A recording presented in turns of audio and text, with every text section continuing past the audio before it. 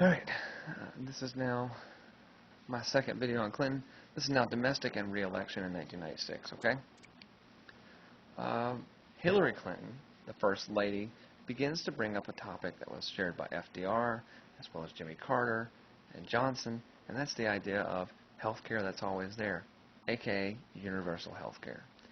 And this was the idea that everyone would be able to have health care. Now, this was actually kind of a big move. It doesn't actually happen. However, when Barack Obama was elected in 2008, Hillary Clinton's made Secretary of State, which deals with foreign affairs, not this.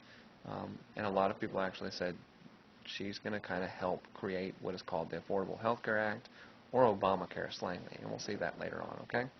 But many presidents, many liberal presidents have been trying to do this for years, and we're going to see that later on. Now, Bill Clinton famously got up and gave a speech, and they said, well, how can you describe your views on this? And he said, we have to make a road or a bridge to the 21st century, meaning we've got to change the way we're doing things, a lot of things, okay? Now, the House Republicans, who are opposed to a Democratic president, will offer up what is called the Contract with America. These were several programs designed at changing things a little bit while at the same time maintaining conservative values. The House Republican leader at this time was a man named Newt Gingrich, and a lot of these things have actually come to play and have actually been passed later on. But to get together, Congress didn't want to pass all of these because of the fear of what could potentially happen with it. In class, we're going to look at the Contract with America, discuss a couple of the programs, and see what you think about it. Then we come up to a tragedy, if you will. Okay, and this is all kind of going just really crazy here.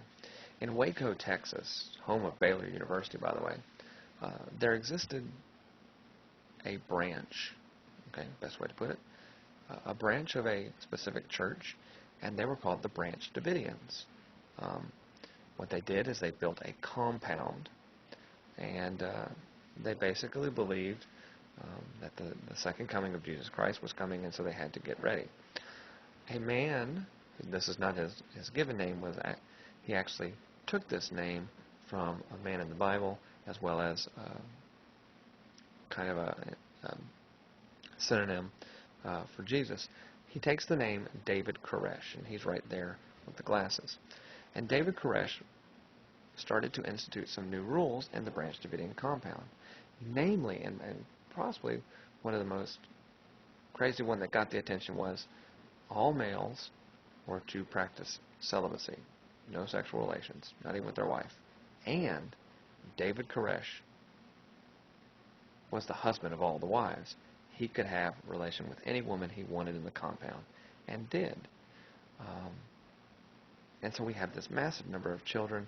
There are rampant reports of child abuse and things like that from people who escaped the Branch Davidian compound, so much so that one of these child who escaped says, oh yeah, and by the way, they're stockpiling a ton of weapons. A red flag goes off at this point, right? Brady Bill. This will get the attention of what is called the ATF, or the Agency of Alcohol, Tobacco, and Firearms. And they decide they are going to raid the compound and try to find how many weapons are there. This is like bringing a spoon to a gunfight. And they came in there, and they maybe have their sidearms or small handguns. And David Koresh was ready, and they unleash all kinds of gunfire, from semi-automatic weapons and automatic weapons and grenades and just all kinds of chaos. And this looms very, very large. Actually, a couple of the ATF agents are actually killed. Many more are wounded. And at this point, when it's seen as a shooting, ATF has to give way to the FBI. The FBI takes over, and they said, fine, we're going to go in because now it's a federal offense. The FBI sets up, and they have a lot more firepower. They know what these things are up against. And in the meantime, towards the end of this, a bunch of stun grenades, smoke, etc. is thrown in there, and they don't know if maybe it was because of those or because of a fire set inside, but the whole compound catches on fire. And David Koresh and many other people perish in this fire. And the sad thing is a large number of children actually perish in this fire. Now, they've said in recent years that a lot of these children were actually executed by David Koresh, and that he set the fire so that no one would find out about this. There are, however, people who say 100% that the FBI started the fire. Now, with all this going on, this does not look good on the FBI, correct? And it's actually the precursor to one of the worst domestic terrorist acts in U.S. history. Okay? An Army vet becomes aware of the story. His name is Timothy McVeigh. He served in Operation Desert Storm. Okay? He is upset at the way the FBI and the government, what happened in Waco with the Branch Davidians. He thinks they are wrong. So he wants to punish the federal government. He will begin to collect over time enough material to cause a massive hole in the federal building of Oklahoma City. Right next to this federal building is a children's hospital. When this bomb explodes, hundreds of people will be dead, hundreds more will be injured. Timothy McVeigh will be captured, and brings up another debate. So the Oklahoma City bombing is actually going to be the worst terrorist bombing we have had in this country. This is worse, guys, than Pearl Harbor. The only thing that is worse than this is 9/11. Now, when Timothy McVeigh, when it came time for him, he will be sentenced to death by lethal injection. A big question came up about, is lethal injection humane? And there was a lot of push back and forth. Ultimately, Timothy McVeigh will meet his punishment. He will be killed by lethal injection in Indiana. All right? Now, we have the election of 1996. We have William Clinton. We have the guy I call the robot, Bob Dole. Bob Dole says this. Bob Dole says that. He kind of really sounded like that. It was really, really funny. Bob Dole doesn't like that. If you like Saturday Night Live, Norm Macdonald portrayed Bob Dole pretty good.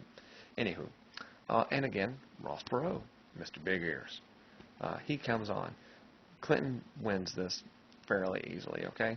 No one liked Dole, and everyone's kind of getting tired of Perot's rhetoric at this time, all right?